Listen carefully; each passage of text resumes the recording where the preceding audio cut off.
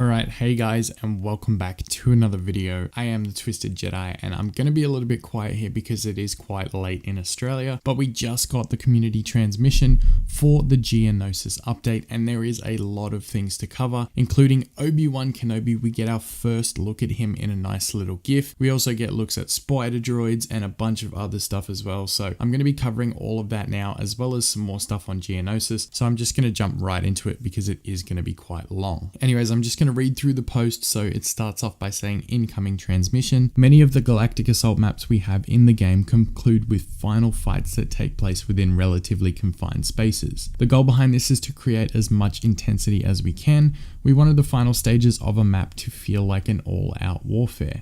This has been achieved by us creating scenarios that cause both attackers and defenders to funnel into one final fight location. We have seen feedback that our community would like us to try and do less of this and instead end with something more open. We've experimented with this already, and the final part of Kessel on Extraction is a good example. For Geonosis, we are looking to take it a step further. The final two phases are very open, which makes it ideal for vehicular-based combat and gives it its own identity and gameplay experience that is different from what is currently available within Galactic Assault. So guys, that sounds pretty cool. Honestly, I was kind of hoping for some kind of hint towards the Geonosis arena. They were saying they like to funnel it into one all-out war zone. That would be really cool to finish up in the arena. Just have some debris and things like that, and then have everyone just going at it.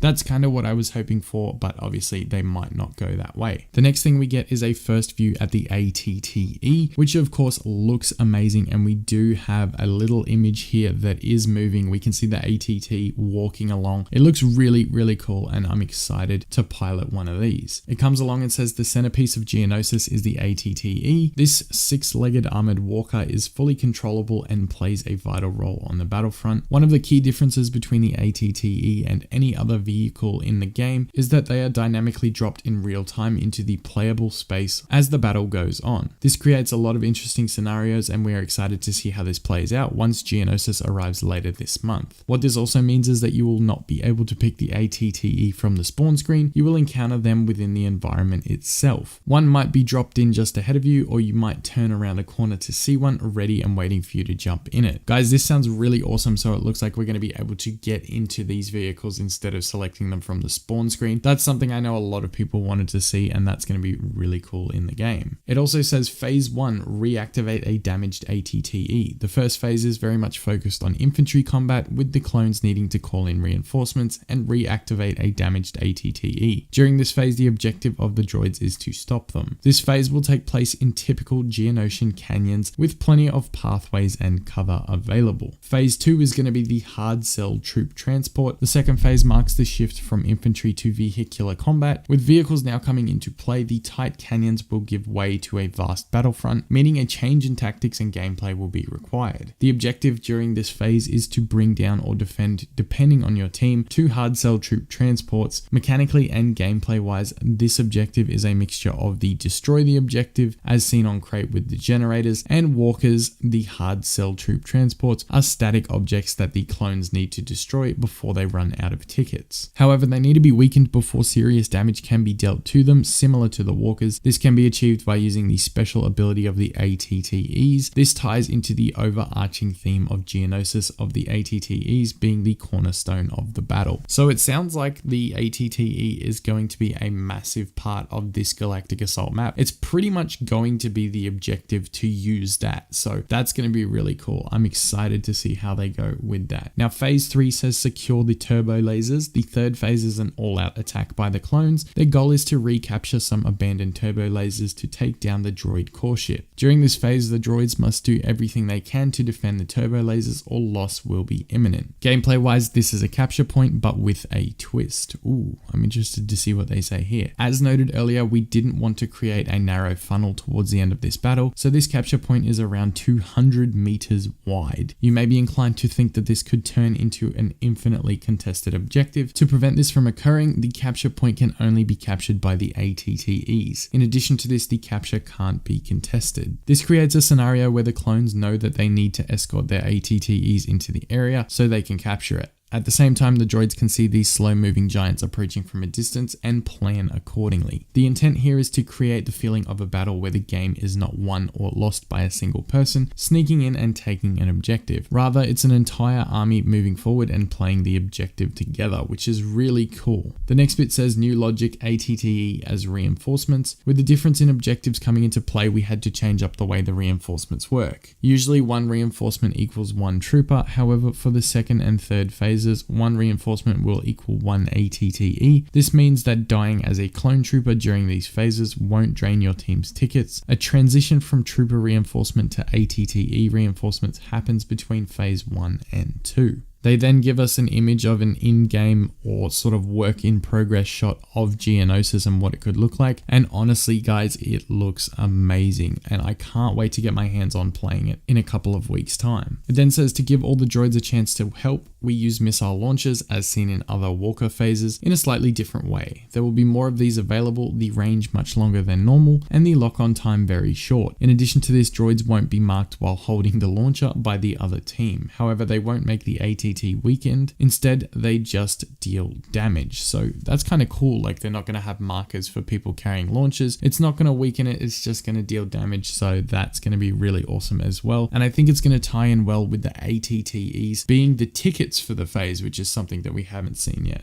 Next part says Geonosis Living World. To bring this battle fully to life, a lot of things are going on outside the playable space, something we're calling the living world. The vistas and the feeling of a massive battle going on is crucial to delivering this experience. You're not just fighting with your squad, you're fighting with your squad as a part of a huge planetary battle that is raging on all around you. The Geonosis Sandstorm. Fighting through a dense sandstorm is one of the most iconic scenes from Geonosis and something we really wanted to recreate. The sandstorm will occur during the transition from phase 2 to 3 when the final hard cell troop transport has been destroyed. While fighting through the sandstorm, visibility is heavily reduced, and even though you are fighting in a completely open area, you feel like it's close range gameplay. Running through the storm with blaster bolts flying everywhere is a great experience and definitely something which adds the unique gameplay experience that Geonosis will offer.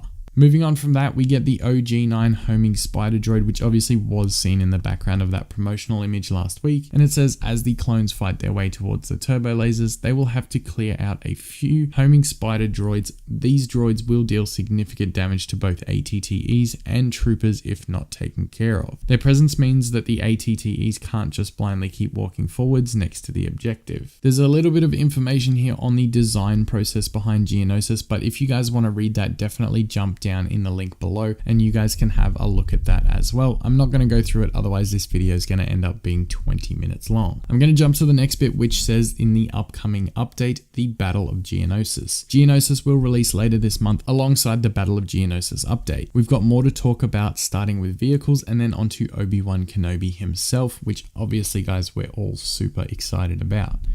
As always, please do leave your feedback in the comment threads below. We look forward to deploying onto Geonosis with you this month. But one last thing before we sign off, we thought we'd give you a behind the scenes glimpse of some work in progress shots of Obi-Wan Kenobi. And yes, guys, I did show this at the start of the video. It looks absolutely amazing. You just see Obi-Wan doing a quick lightsaber spin and it looks like he's in his regular Jedi attire. But then if we move on to this next image, it looks like there is a robed appearance coming for him as well. So obviously that's two of the skins that we're going to be getting for Obi-Wan. I'm kind of hoping for an armored skin as well on top of all of that. So that's going to do it, guys. I'm going to wrap it up there. I know there was a lot to take in, so if you do want to run back over it again, jump back to the start of the video, check it all out, or you can read it for yourself in the link in the description. As always, guys, thank you so much for watching. Be sure to subscribe if you're new to the channel, and I will have more news updates for you in the future. Again, thank you for watching, guys. I am the Twisted Jedi, and may the Force be with you always.